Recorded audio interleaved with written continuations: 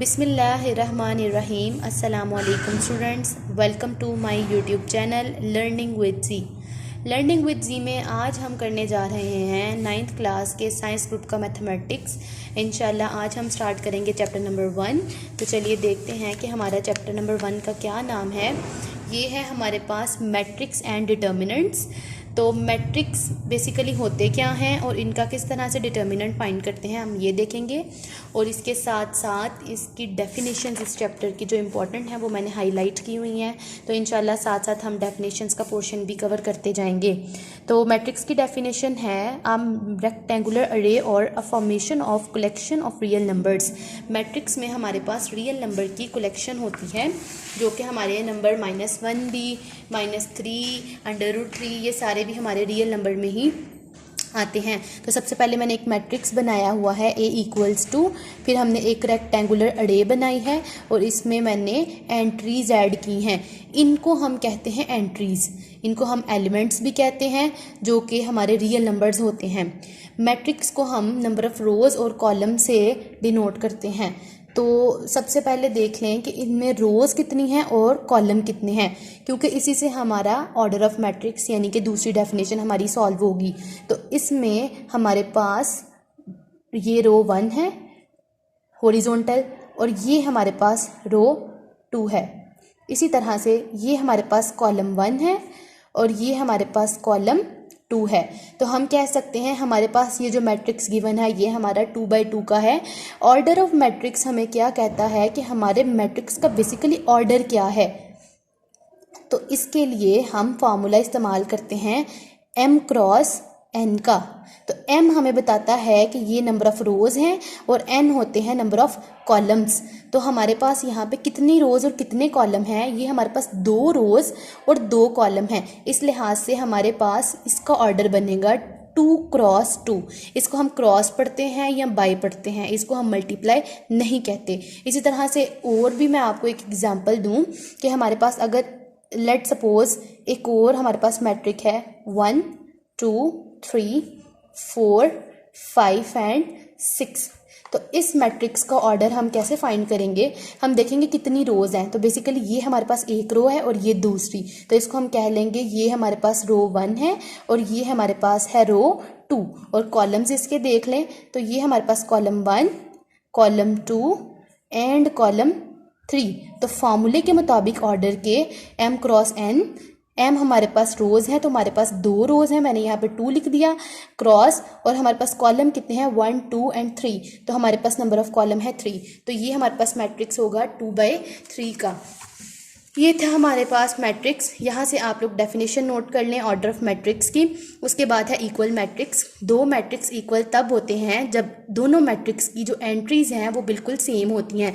जैसे A = 1 3 -4 and 2, तो B equal है 1, 2 + 1 हमारे पास 3 हो जाएगा, और ये 4 है, यहाँ पे भी -4, यहाँ पे 2 है, तो यहाँ पे 4 में से अगर मैं 2 को माइनस करती हूँ तो ये भी मेरे पास 2 बन जाता है। इसका मतलब है ये दोनों जो मैट्रिक्स हैं वो इक्वल हैं। नेक्स्ट आ जाते हैं हम 1.1 की तरफ। तो 1.1 में सबसे पहले आपने फाइंड करना है ऑर्डर ऑफ मैट्रिक्स। तो ऑर्डर ऑफ मैट्रिक्स में आप देखें पहला क्वेश्चन है हमारा जिसमें हमने बताना है ऑर्डर। तो ऑर्डर के ऊपर मैंने m×n फार्मूला लिख दिया है। देखें कि पहले वाले हमारे क्वेश्चन में कितनी रोज़ और कितने कॉलम हैं, तो ये हमारे पास 2 रोज़ हैं और 2 ही कॉलम हैं। नेक्स्ट अगर हम डी वाला देखते हैं, बाकी आपने खुद करने हैं, मैंने ऊपर सॉल्व भी किए हुए हैं, ये आपके MCQs के तौर पर हैं। देखें हमारे पास कितनी रोज़ हैं 1 2 एंड 3, और कॉलम कितने हैं, हमारे पास सिर्फ एक ही कॉलम है, इसलिए ये 3/1 का हमारे पास कॉलम है। नेक्स्ट आ जाएँ आप कि कौन से मैट्रिक्स इक्वल हैं और कौन से नहीं। ये क्वेश्चन नंबर 2 है। तो इसमें हमारे पास A हमारे पास 3 है, तो कौन सा ऐसा मैट्रिक्स है कि जिसका आंसर 3 आता है। ये हमारे पास C है।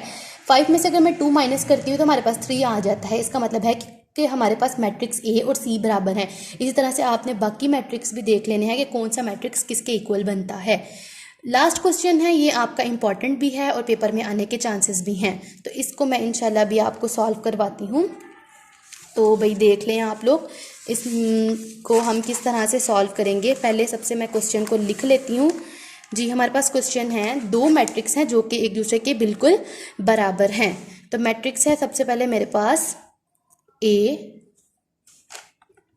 Plus C, C minus 1, A plus 2b, 4d minus 6। और ये मैट्रिक्स हमारे पास इक्वल है 0, -7, 3 और 2d के। तो हम इसमें क्या करेंगे बेटा, आपने इनको जो है रट्टा नहीं मारना, बल्कि इसको समझना है, ताकि आइंदा आप खुद भी करें तो आपको समझ आ जाए। बस आपने स्टेप्स को फॉलो करना और याद रखना है। जैसे a प्लस सी जो पहली हमारी एंट्री है वो दूसरे कॉलम की दूसरे मैट्रिक्स की पहली एंट्री के इक्वल होती है। तो ये मेरे पास आ गया 0 के इक्वल। फर्स्ट वाली एंट्री फर्स्ट वाले हमारे जो है ना एंट्री के इक्वल आ गई है। इसको मैं कह दूँगी इक्वेशन 1 है।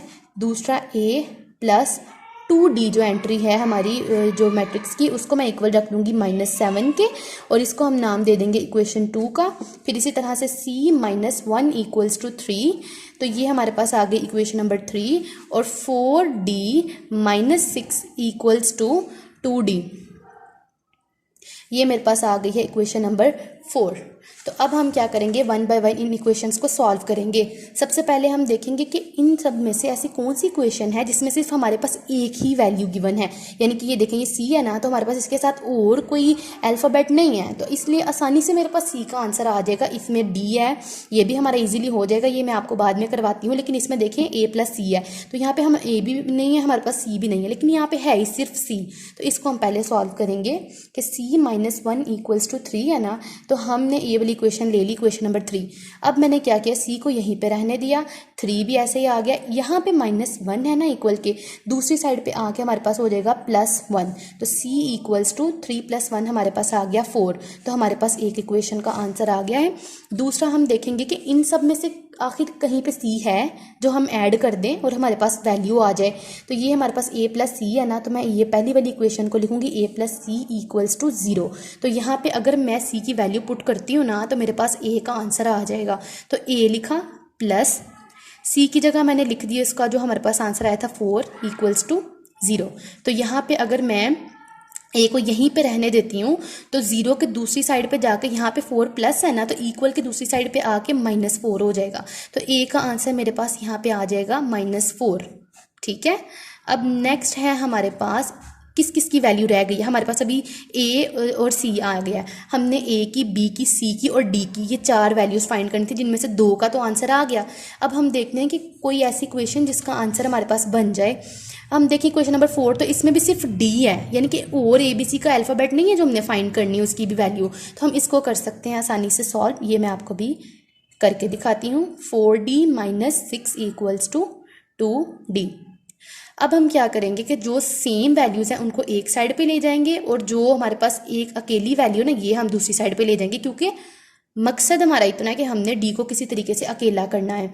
तो 4d और ये 2d है, यहाँ पे इक्वल के साइड पे प्लस है, दूसरी साइड पे आके -2d हो जाएगा, और इक्वल का साइन। और ये हमारे पास -6 है, तो दूसरी साइड पे आके ये हमारे पास 6 हो गया। 4d में से अगर हम 2d को माइनस कर दें तो हमारे पास आ जाता है 2d इक्वल्स टू 6। अब हम क्या करेंगे कि हमारे पास 2d के साथ मल्टीप्लाई हो रहा है, हमने क्या करना है, यहाँ से 2 को ख़त्म करना है, तो ये नीचे 6 के डिवाइड हो जाएगा जाके। आपने ये याद रखना है कि जब इक्वल के एक साइड पे कोई वैल्यू मल्टीप्लाई हो रही हो, तो दूसरी साइड पे जाके उस जो आपके पास वैल्यू गिवन हो उसके नीचे जाके डिवाइड हो जाती है। जैसे कि d यहीं पे रहा इक्वल 6, ये जो 2 था ना, ये हमारे पास नीचे आके डिवाइड हो गया है ये, तो d ऐसे ही आ गया हमारे पास। तो 2 1 ज़ा 2 एंड 2 3 ज़ा 6, तो d का आंसर हमारे पास आ गया यहाँ से 3। नेक्स्ट हमारे पास सिर्फ एक रह गया सॉल्व करने वाला, b की वैल्यू। तो b की वैल्यू हम निकालेंगे यहाँ से, सॉरी यहाँ पे b आना था, गलती हो गई। तो ये हमारे पास इक्वेशन है a plus 2b equals to -7, ये इक्वेशन। तो यहाँ पे a की वैल्यू मेरे पास गिवन है, सिंपल मैं वो लिखूंगी -4 प्लस 2b इक्वल्स टू -7। तो ये मेरे पास 2b आ गया ऐसे इक्वल्स टू -7। ये -4 था ना, दूसरी साइड पे आकर ये हो गया +4। तो हम क्या करेंगे, 2b ऐसे ही, तो -7 में से हम 4 को प्लस कर दें। इट मीन्स ये आप कैलकुलेटर पे करेंगे तो आपको डायरेक्ट वो -3 आंसर दे देगा। लेकिन आप देख लें कि अगर हम माइनस प्लस करते हैं ना, तो वो हमारे पास माइनस आता है। ठीक है, तो इस लिहाज से माइनस प्लस किया तो हमारे पास माइनस आ गया, बड़ी रकम के साथ माइनस था, तो हमने 7 में से 4 को माइनस किया, 3 आ गया, b इधर ही। -3 और ये 2 हमारे पास यहाँ पे मल्टीप्लाई हो रहा है ना b के साथ, तो ये 3 के नीचे जाके हमारे पास डिवाइड हो जाएगा। तो हम मेरे पास चारों जो है ना वैल्यूज़ के आंसर आ चुके हैं। तो ए का हमारे पास आंसर आया है -4, B equals to -3/2, C equals to 4 and D equals to 3। उम्मीद करती हूँ कि आज के लेक्चर में आपको समझ आ गई होगी इस क्वेश्चन की। तो मिलते हैं अपनी अगली वीडियो के साथ, लेकिन हमारे चैनल को लाइक करना, सब्सक्राइब करना और अपने फ्रेंड्स के साथ शेयर करना नहीं भूलना आप लोगों ने। जिनको नहीं समझ आई वो बच्चे इसका स्क्रीनशॉट ले लें और इस क्वेश्चन की बार बार प्रैक्टिस करें ताकि आप लोगों को अच्छे से इसकी समझ आ जाए। मिलते हैं अपनी अगली वीडियो के साथ, तब तक के लिए अल्लाह हाफिज़।